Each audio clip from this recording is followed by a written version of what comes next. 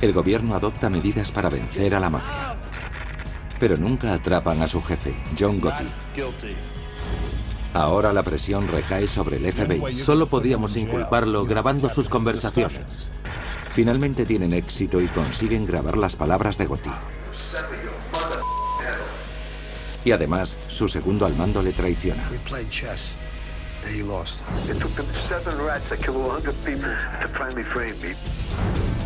Preguntas y respuestas. ¿Qué hay detrás de la lucha por acabar con John Gotti? A continuación, el informe final a la caza de John Gotti. Lunes 16 de diciembre de 1985, 5:26 de la tarde, Nueva York. Al acabar la jornada laboral, el sonido de las semiautomáticas aterroriza a los viandantes en la hora punta de la tarde. 4 pistoleros perpetran un asesinato a la salida del restaurante Sparks Steakhouse. Tendieron una emboscada a 2 hombres y les dispararon 6 veces. Rápidamente, los asesinos desaparecen entre la multitud. Este crimen plantea la primera de las cuestiones que se investigarán. ¿Por qué un doble asesinato en un lugar tan concurrido? Los asesinatos ocurrieron en el centro de Nueva York, en la calle 46 de Manhattan Este. La policía halla los cadáveres de 2 hombres cerca del coche que les esperaba. Where were they hit? They were hit in the head and in the body. El detective Jimmy Turnbull comunica que en un principio se desconocía la identidad de las víctimas. Nos informaron de que varios hombres con gorros rusos escaparon corriendo de la escena del crimen. La gente pensó que habían muerto 2 diplomáticos de las Naciones Unidas. Los detectives descubren que las víctimas no son diplomáticos, sino 2 importantes mafiosos. Uno de ellos es Paul Castellano, el Gran Paul, jefe de la mayor organización mafiosa de Nueva York, la familia Gambino. Este nombre proviene del fallecido Carlo Gambino, un padrino legendario en la ciudad. La otra víctima es Thomas Bilotti, segundo al mando en la organización. El jefe y su segundo están en lo más alto de una jerarquía muy estratificada. Todos los miembros dan parte del dinero que consiguen a sus superiores. En Nueva York hay 5 grandes familias mafiosas: Gambino, Genovese, Bonanno, Lucchesi y Colombo. Todas forman parte de una organización secreta con influencias en al menos 25 estados. Es lo que se conoce como Cosa Nostra. Se sirven de la corrupción y la violencia para controlar a los políticos y a los 4 grandes sindicatos: camioneros, estibadores, jornaleros y empleados de hoteles y restaurantes. La Cosa Nostra utiliza su influencia para asegurarse contratos favorables y sobornar a grandes industrias. Los efectos de esa corrupción se dejan sentir en todo Nueva York. ¿Cómo afecta la mafia a la ciudad más grande de Estados Unidos? En los años 80, el poder y las actividades de la mafia obligan al FBI a considerar la lucha contra el crimen organizado una prioridad absoluta. Agentes como George Gabriel tienen problemas para dominar la situación. Eran una amenaza y actuaban con brutalidad, sembrando la ciudad de cadáveres, sobre todo al principio de los 80. 18 de diciembre de 1985.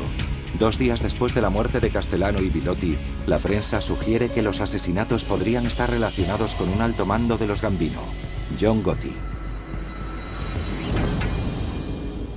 ¿Por qué mataría Gotti al jefe y al segundo de su propia banda? 24 de diciembre de 1985. Menos de una semana después, la policía de Nueva York toma fotografías de unos 200 gángsters que podrían haberse citado con Gotti en uno de sus bares favoritos de Manhattan, el Ravenite Social Club. Parece ser que Gotti ha asumido el liderazgo de la familia Gambino. Su aspecto impecable y sus trajes de $1000 le valieron el apodo de El Don Elegante. En esa época ya estaba siendo investigado por otros crímenes.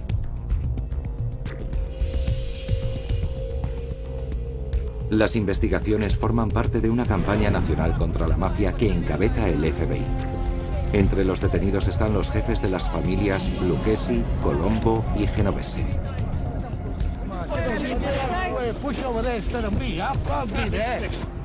En Manhattan, el fiscal del distrito, Rudolph Giuliani, hace de la lucha contra la mafia una labor prioritaria. I think we can end the mafia as an institution in the next 3 or 4 years, 5 years, by keeping this kind of pressure on them. La nueva situación de Gotti como jefe del clan Gambino lo convierte en el objetivo principal para numerosos organismos de seguridad que compiten por llevarlo a juicio. Sus delitos son agresión, asociación criminal y asesinato.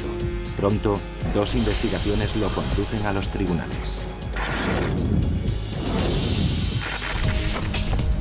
Marzo de 1986, Queens, Nueva York. En el primer proceso, los fiscales acusan a Gotti y a uno de sus socios por delito de agresión. El fiscal se apoyó en las declaraciones de Romuald Piagic, reparador de frigoríficos. Recibió una paliza tras discutir por una plaza de aparcamiento. En el juicio, sin embargo, Piagic sorprende a la acusación. Testifica que no reconoce a sus atacantes y cambia su historia. Y asegura a la prensa que no recuerda sus declaraciones anteriores. If I did go stand there and say that this is Mr. Gotti and this is Mr. Coletta, they assaulted me and robbed me, I'm not sure. El juez desestimó el caso. ¿Por qué cambió la víctima su declaración? Tras el juicio, la amabilidad de Gotti con la prensa llama la atención del público. Algunos ven al jefe de la mafia como una imitación de Al Capone. Y como en la época de Al Capone, gente del entorno de Gotti desaparece o aparece muerta. El miembro de los Gambino, Robert Di Bernardo, apodado D.B., desaparece en junio de 1986.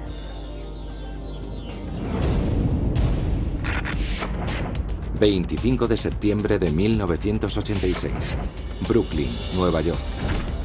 En la Corte Federal comienza un segundo proceso judicial contra Gotti. Él y 6 procesados más son acusados de estar implicados en varios crímenes, como asociación ilegal y asesinato. La ayudante del fiscal general Diane Giacalone y su colega John Gleason colaboran con organismos como el Departamento de Policía de Nueva York y la Agencia contra la Droga. Aunque el FBI intervino en un principio, retiró su apoyo posteriormente. El FBI no se implicó en absoluto. No ayudó nada ni quiso colaborar en el caso. Considerando el compromiso del FBI en la lucha contra el crimen, ¿por qué niega su ayuda a los fiscales federales? Ante la prolongación del proceso, la fiscal Giacalone llama a declarar a mafiosos retirados de bajo nivel. Confirman la relación de Gotti con los Gambino y su implicación en delitos graves. El abogado de Gotti, Bruce Cutler, cuestiona la credibilidad de estos testigos y en la sala del juicio los acusa de criminales y holgazanes. Después se centra particularmente en uno de ellos, Edward Maloney. A drug dealer, a liar, and a lowlife. His testimony is of very little consequence to anybody, but the government who's made this deal with him. 13 de marzo de 1987. Gotti aguarda el veredicto del jurado. A algunos la actitud del capo les parece sospechosamente tranquila. El jurado los declara no culpables de los cargos que se les imputan. Para los fiscales es devastador. Pensábamos que iba a haber condena. Nos dejaron fuera de combate, todos absueltos de todo. Fue desolador. ¿Por qué el jurado declara a Gotti no culpable? El periodista Jerry Capesi del New York Daily News afirma que la absolución aumentó la popularidad de Gotti. Para un periodista era una historia excelente. Un tipo que se burla de los federales y gana el caso. Todos querían más información acerca de él.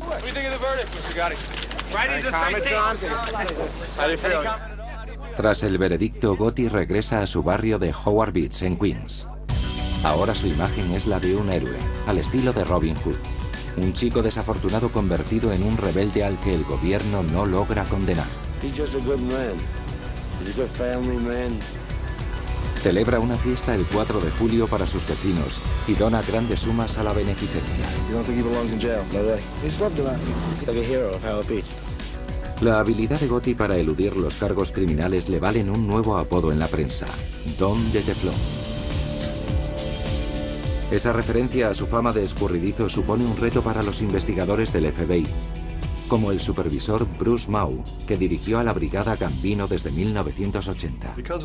Debido a su notoriedad, arrestar a John Gotti suponía una gran presión.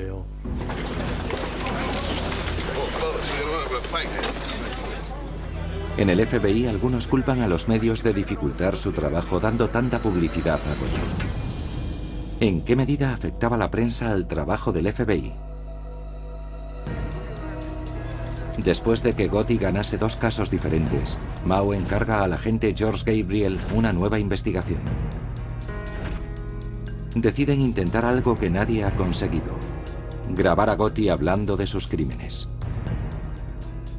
Los crímenes de un jefe aparecen en sus conversaciones. No va a la calle a pegar tiros. Lo que hace es dar órdenes a otros para que lo hagan por él. Enero de 1988. Gotti ha trasladado sus cuarteles generales del Birmingham y el Peace Club en Queens al Ravenite Social Club en la pequeña Italia de Manhattan. En aquel lugar le vieron encontrarse con miembros de la familia Gambino tras el asesinato de Paul Castellano. El populoso barrio ofrece una oportunidad al FBI. Pueden vigilar el cuartel general de Gotti sin ser descubiertos. La investigación del FBI se intensifica. Las respuestas a continuación en el informe final.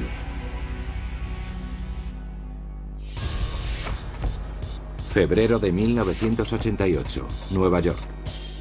John Gotti ha colmado sus aspiraciones. Después del asesinato de Paul Castellano, es el jefe de la familia Gambino y ha ganado 2 procesos por cargos criminales.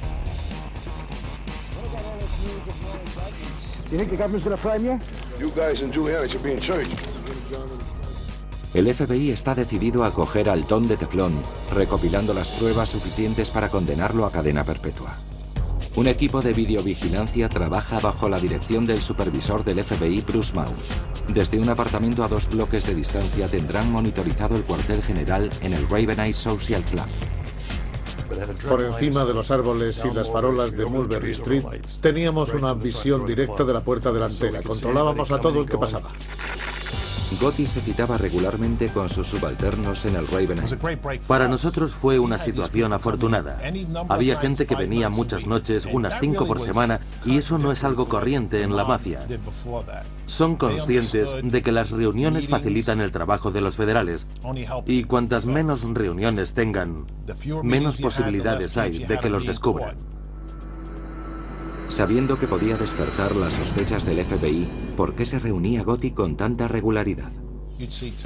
Veíamos a 2 o 3 mafiosos salir, mantener una breve conversación y entrar de nuevo.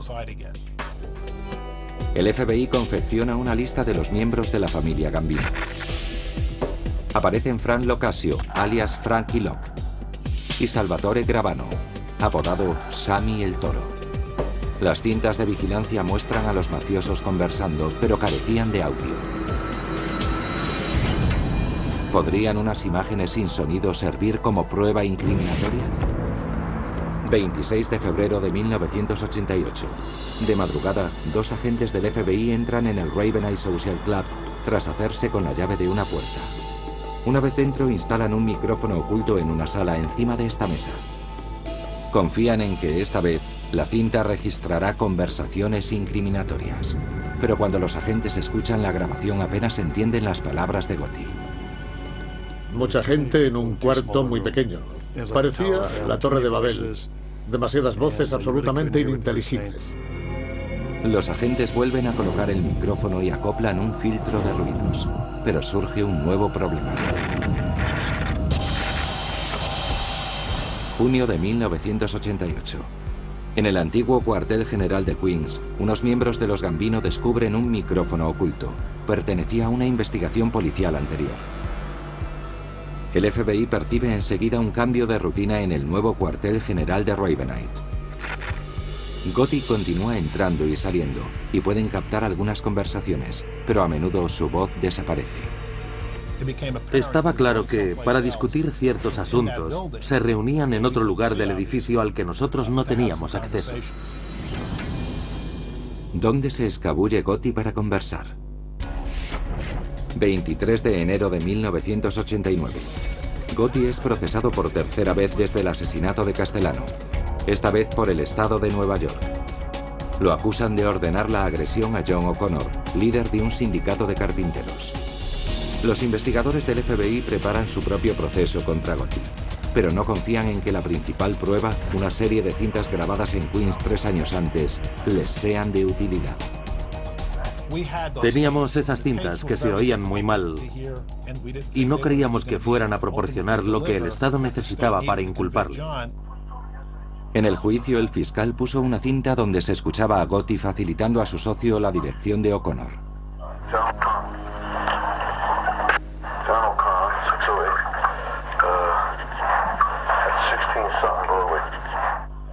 Pero en otra grabación resulta complicado entender sus palabras. El Estado argumenta que Gotti, refiriéndose a John O'Connor, dice textualmente: "Vamos a destrozarle". El abogado Bruce Cutler insiste en que las cintas son incomprensibles y acusa a los investigadores de forzar una interpretación que incrimine a Gotti. You say you heard that on the tape, right? Yes, sir. Do you know what was in Mr. Gotti's mind when he said that? Yes, sir. You read his mind? I think it's fairly obvious. Do you know what's in his mind now, Investigator Wright? No, sir, I do not. Take a look at him and tell me what he's thinking about. I wish I knew. La defensa cuenta además con un testigo relevante, la presunta víctima, el líder sindical John O'Connor. Pero cuando sube al estrado, niega conocer a sus atacantes. 9 de febrero de 1990. El veredicto se emite en directo por televisión. Do you find the defendant, John Gotti, guilty or not guilty? Not guilty. Por tercera vez en 4 años, Gotti elude la condena y queda libre. Regresa al Ravenite, rodeado de periodistas y admiradores. Una vez más, la prensa le describe como una celebridad cuya astucia y carisma le sitúan fuera del alcance de la ley. Esa semana, el periodista Jerry Capecci entrevista al jefe de la unidad del FBI contra el crimen organizado, Jules Bonavolonta. Afirmó con mucha seguridad: John Gotti sabe que el FBI no ha empleado todas sus fuerzas en procesarle.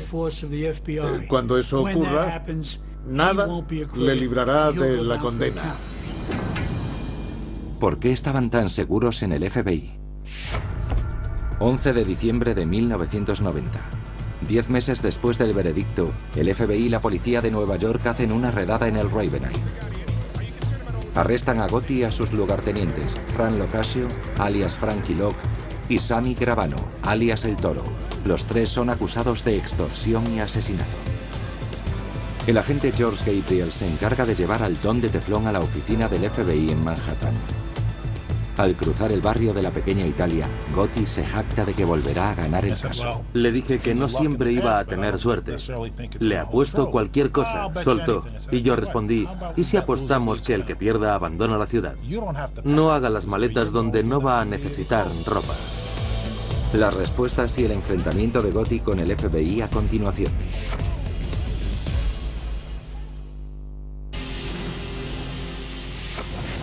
...21 de enero de 1992... Brooklyn, Nueva York. Tras haber salido indemne de 3 procesos sucesivos... ...el célebre capo John Gotti... vuelve a juicio por lo que se conoció como el caso mafioso más importante del siglo. Gotti y sus 2 lugartenientes, Fran Locascio y Sammy Gravano... se enfrentan ahora a diversos delitos federales. Entre ellos el asesinato del anterior jefe de los Gambino, Paul Castellano. 17 de febrero de 1992. En el juicio, el asistente del fiscal general, John Gleason, presenta al jurado un extracto de 6 horas de conversaciones secretas de Gotti. En una grabación, a pesar de la música de fondo, se puede escuchar a Gotti hablar de la Cosa Nostra.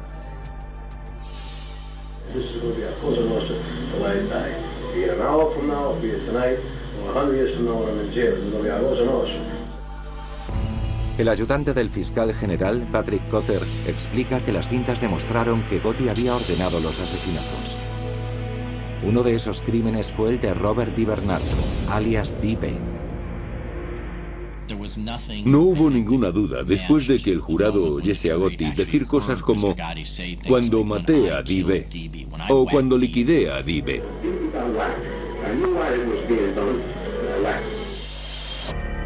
Pero tal vez la prueba decisiva contra Gotti fue el testimonio de uno de sus socios, su segundo al mando, Sammy Gravano, el Toro. 2 de marzo. Gravano presta declaración. Ha llegado a un acuerdo. Si testifica sobre los secretos de la mafia, se beneficiará de una reducción de condena y del programa de protección de testigos. Es la primera vez que un miembro de tan alto nivel accede a romper el código secreto de la mafia, la omertá o silencio, y a declarar contra su propio jefe. Pero después de todas las anteriores victorias legales de Gotti, ¿por qué contradice Gravano sus principios y traiciona a su superior? Durante 9 días, Sammy el Toro desvela las actividades criminales de la familia Gambino. Admite estar relacionado con 19 asesinatos planeados por Gotti, entre ellos el de Castellano. El periodista Pablo Guzmán está en la sala y observa la reacción del jurado. No era un tipo al que invitarías a cenar en Acción de Gracias. No caía simpático y provocaba rechazo, pero no podías apartar la vista de él. Durante un careo en el juicio, la defensa cuestiona la credibilidad de Gravano. Le acusan de mentir para evitar ser juzgado por sus asesinatos. Teniendo en cuenta su historial criminal, ¿cómo podría el jurado creer el testimonio de Gravano? 2 de abril de 1992. El jurado acuerda el veredicto en poco más de un día de deliberación. Respecto a las acusaciones de asesinato, asociación criminal y conspiración, el jurado declara a Gotti culpable de todos los cargos. Después de 4 juicios y numerosas investigaciones, el Don de Teflón es enviado a prisión. Teflon is gone. The Don is covered with Velcro, and every charge in the indictment stuck. The mob, as we have known it, is on the way out. Los funcionarios del Estado predicen que otros mafiosos correrán la suerte de Gotti. ¿Por qué la condena de Gotti supone un hito en la lucha contra la mafia? Para muchos defensores de Gotti, incluida su hija Victoria, resulta difícil aceptar la nueva imagen del Don como convicto. My father is the last of the Mohegans. They don't make men like him anymore, and they never will. 23 de junio. Casi 1 millar de partidarios de John Gotti se reúnen frente al juzgado para protestar contra su condena y para exigir que sea puesto en libertad. Pero el juez le condena a cadena perpetua sin posibilidad de libertad provisional. El gobierno confía en que la sentencia suponga el fin de una era para la Cosa Nostra. Aún así, en la historia de Gotti sigue habiendo puntos sin resolver. ¿Cómo consiguió el FBI atraparlo finalmente? El informe final lo desvela, comenzando por la abusiva actuación de la mafia en la Gran Manzana. Durante décadas, las familias mafiosas controlaron las industrias más importantes. El impacto financiero de esta corrupción tuvo más repercusión en Nueva York. ¿Cómo afecta la mafia a la ciudad más grande de Estados Unidos? Todo se encareció, desde la alimentación hasta la vivienda. La mafia extorsionaba a pequeños propietarios y a magnates, obligándoles a pagar tasas por sus negocios. Los costes añadidos repercutían en los consumidores, que pagaban millones de dólares suplementarios al año. En Nueva York, si comprabas pollo o si te enviaban algo a casa, la mafia se llevaba unas monedas. Tenía tentáculos por todas partes. En la década de los 80, la mayor y más influyente de estas familias mafiosas es la de los Gambino. Su líder es Paul Castellano.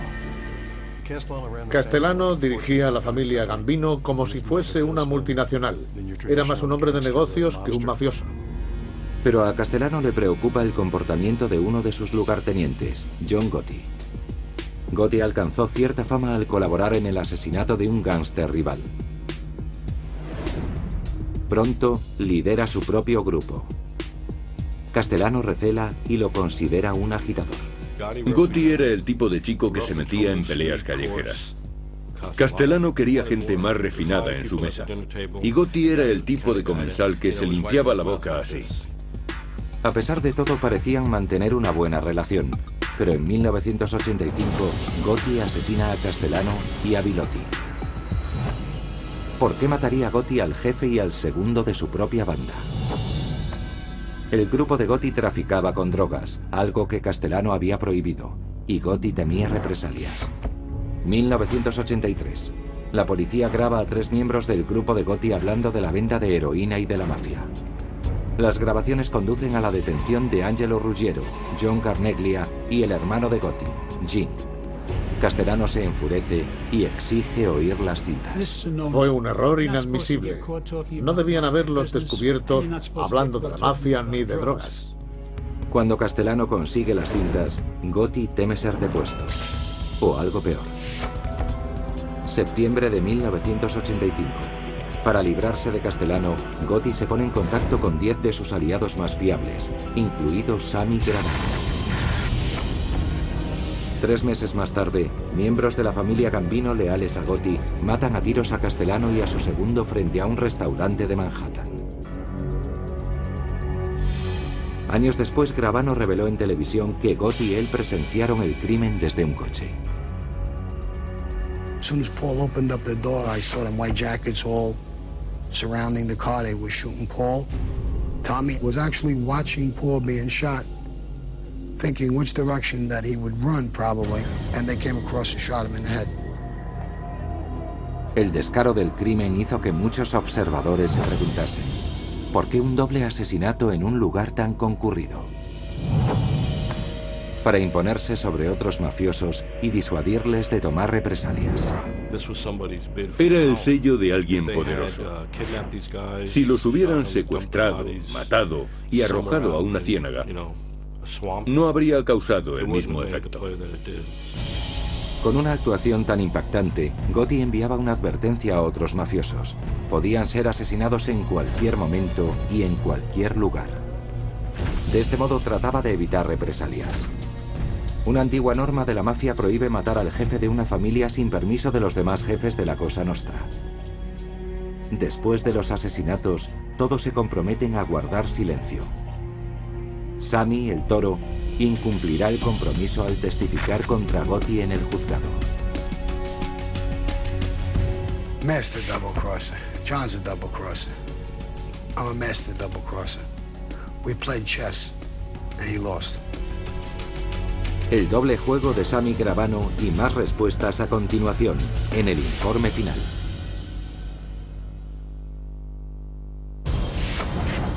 Marzo de 1986. Queens, Nueva York. John Gotti, elegante y confiado, entra en el juzgado estatal. El nuevo y célebre líder de la familia Gambino se enfrenta a una acusación de agresión grave. La víctima es Romuald Piagic.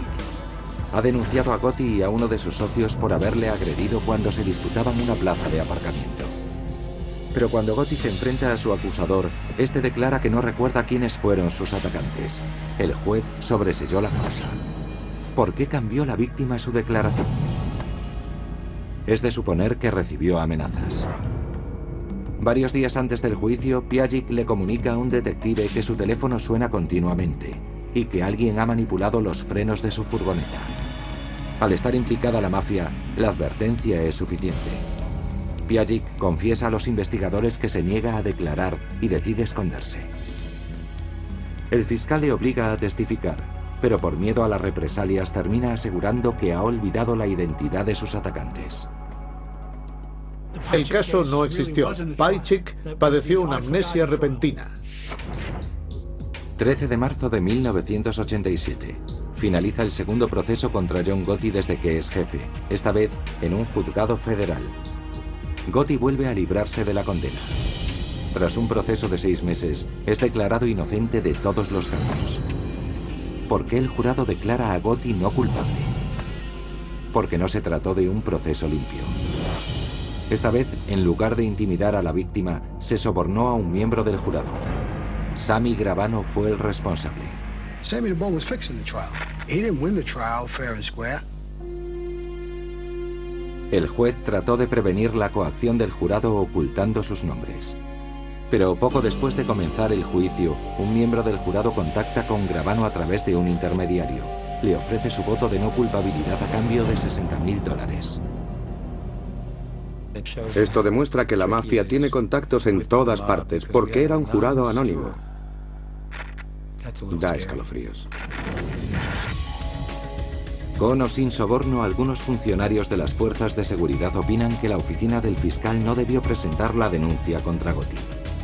Con frecuencia el FBI ayuda a la acusación federal, pero esta vez no lo hizo. ¿Por qué negó su ayuda el FBI? Consideraban el caso inconsistente y opuesto a las tácticas de la fiscalía. Cuando presentaron la acusación, las pruebas eran antiguas y los testigos inútiles. Para la fiscalía, el caso dependía de sus confidentes de la mafia, que fueron considerados de dudosa fiabilidad. Durante la investigación, la ayudante del fiscal general, Diane Giacalone, descubre que un abogado de Gotti, Wilfred Johnson, alias Willie Boy, pertenece al FBI. Para obligar a Johnson a declarar, Giacalone tiende una trampa y le presenta en la sala como un soplón de la mafia. Willie Boy se niega a declarar, pero el hecho de ser descubierto trae consecuencias. 18 meses más tarde, es asesinado por orden de Gotti. La pérdida de uno de sus confidentes supone una gran desventaja para el FBI. Los agentes encargados del caso Gotti culpan a la prensa de dificultar su captura. ¿En qué medida dificultan los medios las investigaciones del FBI? El nombre de Gotti aparece constantemente en las noticias, por lo que hay pocos testigos y confidentes dispuestos a declarar. Para nosotros suponía un problema, porque cada vez había menos gente inclinada a ayudarnos, o porque de algún modo apreciaban a aquel hombre y estaban en su derecho de hacerlo, o porque le temían. Los agentes piensan que la prensa no habla objetivamente de Gotti. Le presentaban como un superhéroe, cuando para mí, como defensor de la ley, no era más que un criminal. Gotti debía ir a prisión por haber disparado en el estómago a un hombre. Pero eso no se decía, porque los medios solo contaban lo que el público quería oír. Algunos periodistas alegan que ellos solo contaban los hechos. John Gotti fue absuelto. Eso no se puede cambiar. Nosotros no hicimos de él algo cotidiano. Él y el fracaso del gobierno en el juicio es lo que le dieron la fama que tenía. Ambos bandos coinciden en que la cobertura de los medios incrementó la presión sobre los federales. Cuando Gotti apareció en las portadas de las revistas, el Departamento de Justicia se escandalizó y dijo: «Atrapen a ese tipo». La publicidad que se dio a las victorias de Gotti en los juzgados fue un punto de inflexión en la lucha por atraparlo. Bajo tal presión, el FBI hace del caso su prioridad. Instalan una videocámara de $100.000 en un apartamento a 2 bloques de distancia del Ravenite. Ahora pueden grabar imágenes claras de las reuniones semanales de Gotti. ¿Por qué se reunía Gotti con tanta regularidad? Para probar la lealtad de los miembros de la familia Gambino. Resultaba difícil conspirar a sus espaldas si se reunían a menudo y todos conocían los planes de los otros. En estos encuentros, Gotti descubrió las actividades internas de la familia y se aseguró una parte de los beneficios ilegales de los altos mandos. Pero la decisión de Gotti es una imprudencia. Permite que el FBI grabe a todo el que acude al club, aunque las cintas carecen de sonido. ¿Podrían unas imágenes sin sonido servir como prueba incriminatoria? Sí. Ayudaron a demostrar que se trataba de una organización criminal.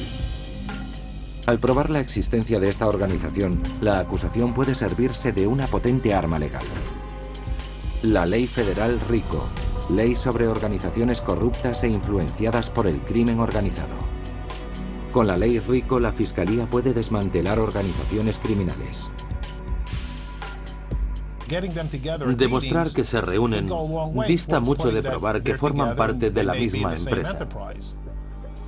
Pero aunque la actitud de Gotti facilita que los agentes graben a sus socios, no resulta sencillo grabar sus conversaciones más comprometidas. En muchas ocasiones se levantaba y se alejaba de donde teníamos el dispositivo de escucha, y sabíamos que iba a otro lugar. El FBI sigue investigando. Los días de libertad de Gotti están a punto de finalizar. El modo en que fue atrapado a continuación, en la conclusión del informe final. Abril de 1989, Nueva York. Agentes del FBI han colocado micrófonos ocultos en el cuartel general de Gotti, el Ravenite Social Club. Pero resulta complicado obtener grabaciones para incriminarle. Gotti abandona la sala en momentos claves. ¿Dónde se escabulle Gotti para conversar? A un apartamento encima del Ravenite. Un confidente se lo comunica al agente del FBI, George Gabriel. Dije, intuimos cuándo se marcha. ¿Hay algún lugar en el edificio al que pueda ir? Y resultó que había un apartamento, 2 pisos por encima, al que iba para sus reuniones secretas. En este apartamento, el número 10, vive la viuda de un miembro de los Gambino. El FBI también instala micrófonos aquí. 21 de noviembre de 1989. En plena noche, 2 agentes del FBI entran en el piso mientras la mujer está fuera y ocultan un micrófono en la sala de estar. El FBI predice la captura de Gotti en 3 meses. ¿Por qué estaban tan seguros en el FBI? Gotti había sido grabado hablando de varios crímenes.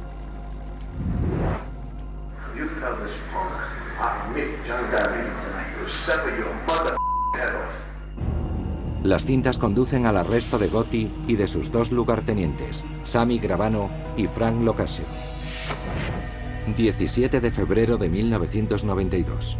La acusación reproduce las cintas en la sala del juicio. Por primera vez, un jurado escucha a Gotti describiendo los asesinatos que ha ordenado.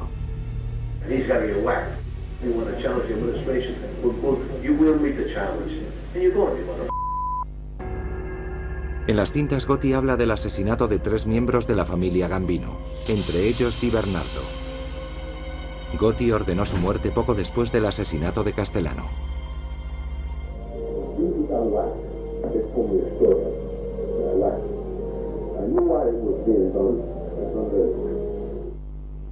Las revelaciones de las cintas son incuestionables, igual que el testimonio de Sammy Gravano. Por primera vez, un mafioso de alto nivel viola el código de la mafia, contra su propio jefe. ¿Por qué se vuelve Gravano contra Gotti? Gravano ya no confiaba en él, y temía ser utilizado como chivo expiatorio. En una sesión previa al juicio, la acusación pone unas grabaciones del Ravenite. Durante una conversación, Gravano oye a Gotti hablando a sus espaldas y culpándolo del asesinato de un miembro de los Gambino, Louis Di Bono.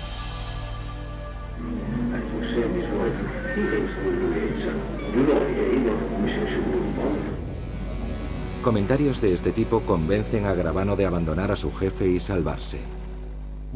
No solo escuchó cómo se le implicaba en los asesinatos, también comprobó que Gotti era capaz de traicionarlo. Gravano testifica durante 9 días y reconoce su implicación en 19 asesinatos. Ante su violento pasado, muchos se preguntan si Gravano es un testigo fiable. ¿Cómo pudo entonces el jurado creer su testimonio? Admitió sus crímenes y confesó el acuerdo al que había llegado con la acusación. En el juicio, el fiscal presenta a Gravano como un asesino y explica que se enfrenta a una pena muy dura si miente en su declaración.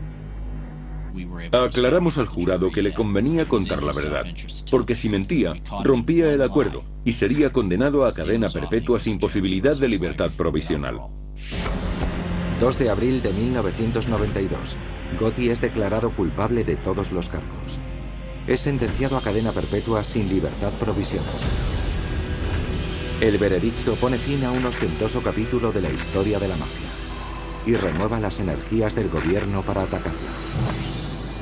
¿Por qué la condena fue tan relevante en la lucha contra el crimen organizado? Porque desencadenó una sucesión de condenas en todo el país. El ayudante del fiscal, Patrick Cotter, opina que la condena de Gotti abrió el camino para otros procesos en otras ciudades. Cuando cogimos a Gotti, atrapamos al mafioso más poderoso del país. Además, hicimos una redada en Nueva Jersey, Connecticut, Filadelfia y Boston. Otros fiscales hicieron un gran trabajo en esos lugares. En los 2 años posteriores al encarcelamiento de Gotti, las revelaciones de Sammy Gravano ayudaron a condenar a más de 3 docenas de gángsters, traficantes y sindicalistas corruptos. Fue como una bomba nuclear. Bastaba con que él señalase a alguien para que se declarase culpable. Gravano solo pasó 7 años en prisión. Después entró en el programa de protección de testigos. Comenzaba una era en la que mafiosos de alto nivel olvidaron su código de silencio. El éxito del crimen organizado dependía de la omertá, del secretismo de la organización, de la confianza en que un compañero no te abandonaría. En la actualidad, esa confianza ya no existe. Las investigaciones sobre el caso de Gotti revelan estadísticas sorprendentes. Desde que Gotti fue encarcelado, más de 225 miembros de la familia Gambino han sido condenados, incluidos 11 jefes y altos lugartenientes. Tras más de 2 décadas de procesos, la mafia ya no controla la dirección de los 4 grandes sindicatos de trabajadores, pero aún ejercen su influencia a nivel local. Aunque la familia Gambino se ha debilitado notablemente desde los días de Gotti, aún es una de las organizaciones criminales más poderosas de los Estados Unidos. La familia vale cientos de millones de dólares y tiene una plantilla de 200 miembros y más de 3.000 asociados. Respecto a los 2 hombres que dirigieron la familia Gambino, en 2001, Sammy Gravano volvió a prisión tras declararse culpable por tráfico de drogas. Fue condenado a 20 años en la cárcel de alta seguridad de Florence, Colorado. John Gotti fue enviado a la penitenciaría federal de Marion, Illinois, desde donde siguió dirigiendo la familia Gambino a través de su hijo John. En 1996 dimitió ante la presión de los otros jefes de la mafia. En 1999, el periodista Jerry Capizzi consiguió una grabación de 4 horas de la cárcel. Un envejecido John Gotti recibe la visita de su hija Victoria y de su hermano Peter. El vídeo ofrece una particular visión de las ideas del Don acerca de su futuro.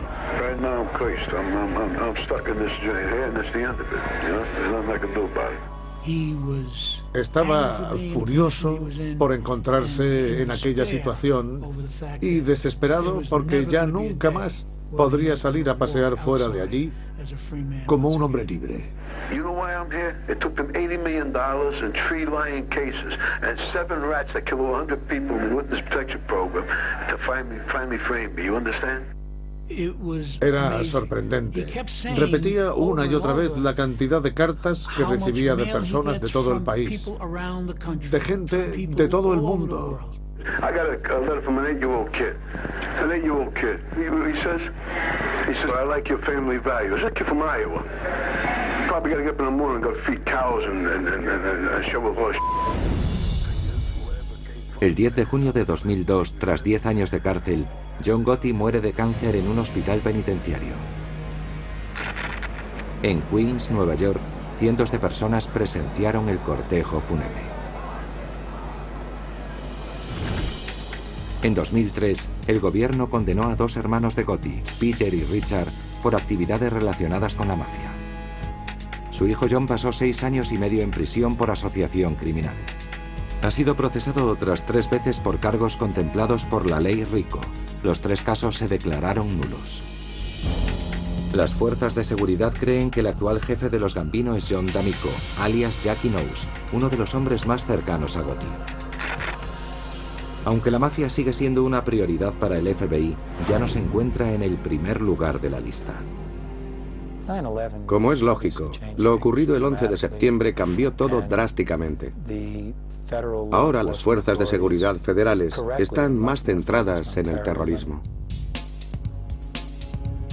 El número de agentes del FBI destinados a combatir el crimen organizado ha disminuido desde el año 2001.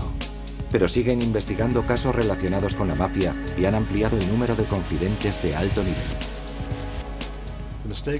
Habría sido un error creer que habíamos derrotado a la mafia. Son muy resistentes.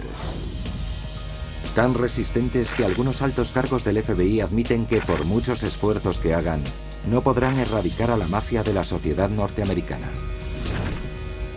Los actuales líderes de la mafia aprendieron de la caída de Gotti. Son mucho más precavidos al reunirse y no se dejan fotografiar por los periodistas. La Cosa Nostra trata ahora de recuperar su estatus de organización secreta y regresar a una época que fue destruida por el Don Elegante.